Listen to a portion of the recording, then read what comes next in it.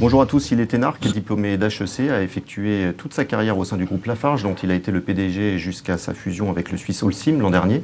Il est aujourd'hui l'un des 2 coprésidents du conseil d'administration du Nouvel Ensemble. Fort de son expérience à la tête d'une des entreprises les plus internationales en France, il vient de sortir un livre d'entretien qui s'appelle « Ces grandes entreprises au cœur des transformations du monde ». Bonjour Bruno Lafont. Bonjour. Alors, 9 mois se sont écoulés depuis la fusion entre Lafarge et le Suisse Holcim. La période est difficile pour le numéro 1 mondial du ciment, qui a annoncé des pertes au titre de 2015 et qui a vu la valeur de son action chuter de près de moitié depuis la fusion. À quoi attribuez-vous ces difficultés ? Alors, le livre que je publie là, dans les semaines qui viennent de s'écouler, en fait, relate des entretiens qui ont eu lieu entre 2012 et 2014. Je pense qu'on peut trouver dans ce livre beaucoup des éléments qui font qu'une entreprise doit en permanence anticiper, et qu'elle est aussi sujette à des aléas, à des risques. Il y a quelques commentaires qui expliquent bien la fusion, et notamment vers la fin du livre. Depuis, effectivement, la fusion s'est faite. Les actions sont clairement engagées. On peut dire que la fusion, elle est derrière nous. Et on est maintenant dans les actions et dans la vie normale d'une nouvelle entreprise.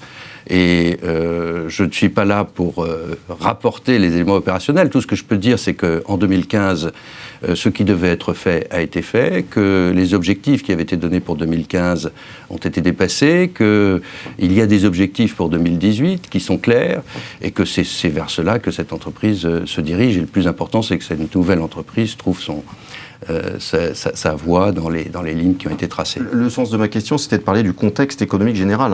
Ce qui explique les pertes de Lafarge, c'est le retournement dans les pays émergents qui constituent la majeure partie de votre activité. C'est intéressant justement de lire ce contexte-là à travers la fusion. La fusion, elle trouvait sa justification justement dans le contexte économique, et il s'agissait de rendre plus fort les 2 entreprises ensemble pour faire face à ce type d'aléas dont vous venez de parler. Bien sûr, et le contexte économique, c'est un peu comme le temps qui fait, vous savez, quand on est en vacances, il y a mauvais temps ou il y a beau temps, les choses sont parfois plus simples quand il y a beau temps que quand il y a mauvais temps. Maintenant, l'art des entreprises, c'est d'arriver à manager par n'importe quel temps. Et ce qui est clair, c'est que la nouvelle entreprise manage et va manager. Bon, et le contexte, si vous vous projetez, vous parliez de l'horizon 2018, vous le sentez comment, ce contexte économique général ? Alors, il y a ma vision du monde, et puis il y a ce qui est écrit dans ce livre sur tout ce qui est effectivement le monde d'une entreprise comme Lafarge, qui est présente dans 65 pays, et de la nouvelle entreprise qui va être présente dans à peu près 90 pays. Et on s'aperçoit que les enjeux actuels de la planète, c'est la croissance démographique, c'est l'urbanisation, c'est tout ce que je raconte dans le livre sur le logement et l'habitat qui devient une priorité absolument primordiale, et que ça va générer effectivement de la croissance dans nos secteurs, mais pas juste une croissance quantitative, une croissance qualitative, parce que l'habitat, c'est quelque chose qui a un potentiel d'amélioration énorme quand vous savez qu'1 milliard d'habitants ou plus n'ont pas de logement décent, par exemple. Vous parlez, il y a un mot qui revient beaucoup dans votre livre, c'est le mot de responsabilité. Oui. Qu'est-ce que vous entendez par là ? En quoi une entreprise doit-elle être responsable dans son développement économique ? Je pense qu'une entreprise a un impact sur son environnement, sur les communautés qui l'entourent. C'est très clair quand on a une grosse usine, mais c'est vrai pour toutes les entreprises. Et je crois que la responsabilité, c'est de bien piloter son impact, de faire en sorte que son impact soit globalement positif. Et ce que j'essaye de montrer, c'est que les grandes entreprises, elles participent au progrès du monde. Alors après, on peut rentrer dans le détail. Je le fais notamment sur le plan du changement climatique, en disant la responsabilité, c'est d'être conscient de son impact, de mesurer, de s'engager, et après, de vérifier et de rendre compte. Donc c'est un ensemble, si vous voulez, de compréhension du monde, et qui est nécessaire, effectivement, pour pouvoir opérer dans les meilleures conditions. Votre conviction, c'est aussi que les entreprises vont jouer un rôle toujours plus important à côté des États.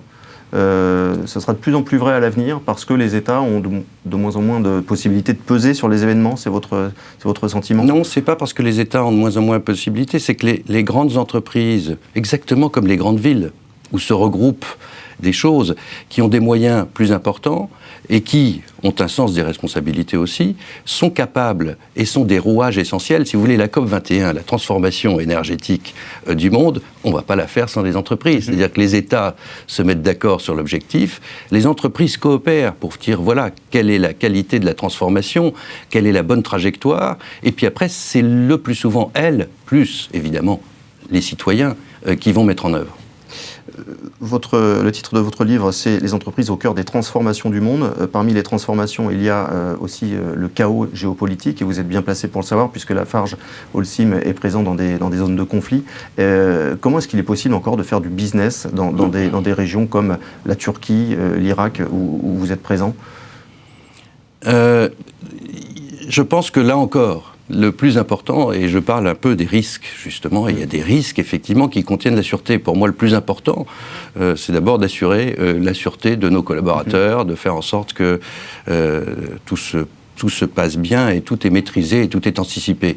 Alors, effectivement, il y a toujours un petit nombre de pays sur lesquels il peut y avoir des risques. Alors, vous parlez de l'Irak, mais on pourrait parler d'autres pays dont on ne parle jamais, où il y a des risques également pour la sûreté qui ne sont pas exactement les mêmes. Alors, le business, on en fait tant que on peut jouer dans un cadre normal. Donc, je crois qu'en Irak, en tout cas pendant que j'étais le patron, tant que nous pouvions produire et vendre, eh bien nous produisions et nous vendions.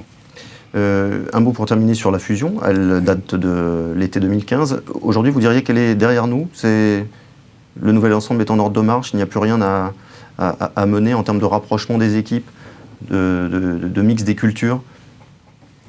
J'ai dit que la fusion, effectivement, elle était faite. Mais bien entendu, une entreprise, ça vit. Et en fait, l'objectif de cette fusion, c'est de créer une nouvelle entreprise. Créer une nouvelle entreprise qui soit plus forte que les deux entreprises précédentes. Donc je crois que c'est ça l'objectif. Alors ça, c'est bien pour ça qu'il y a des objectifs 2015 et des objectifs 2018. Et là encore, je pense que le plus important, c'est d'être capable, pour une entreprise et pour ces très grandes entreprises, de reposer, si vous voulez, toute son action, à la fois sur un ensemble de valeurs, et également avec une vertu permanente d'anticipation, de capacité d'écouter, de capacité de regarder. Et c'est comme ça que les entreprises sont crédibles et c'est comme ça que les entreprises réussissent. Merci beaucoup Bruno Lafont. À bientôt. À bientôt. Merci.